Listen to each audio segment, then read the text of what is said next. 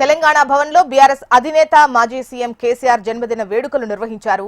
కేటీఆర్ మాట్లాడుతున్నారు. లైవ్ చూద్దాం.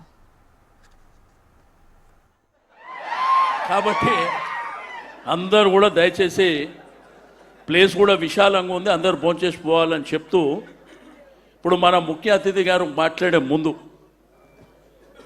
జననం మరణం అనేది సర్వసాధారణం. మనిషి పుడతాడు, చస్తాడు.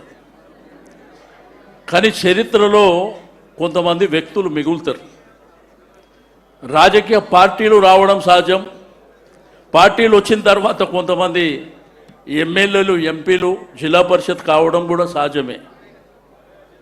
ఓసారి ఓడొచ్చు, ఓసారి గెలవచ్చు. కానీ భారతదేశ చిత్రపటంలో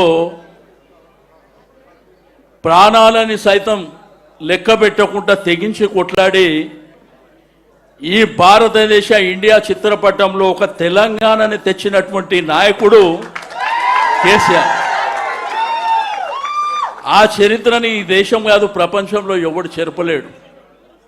ఈ మధ్యలో తూతూ మంత్రంగా ఏది మాట్లాడినప్పటికీ ఆ భారతదేశ చిత్రపటాన్ని ఎవడన్నా మార్చగలుగుతాడా?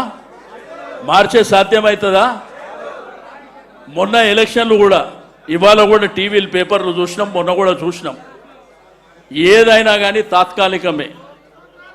ఆ రోజు కేసీఆర్ గారు ముఖ్యమంత్రి ఉన్నప్పుడు 2 సార్లు జిల్లా పరిషత్ జరిగింది, మున్సిపాలిటీలు జరిగినాయి, మున్సిపల్ కార్పొరేషన్ జరిగినాయి, హైదరాబాద్ కూడా జరిగింది.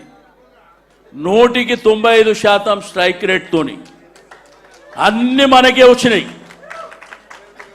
కానీ ఈ కాంగ్రెసు ఈ దుర్మార్గమైనటువంటి పరిపాలనలో పంచాయతీ ఎన్నికలు జరిగితే ఏం జరిగినాయి చూసారు. 35 నుంచి 38% మనకు వచ్చినాయి.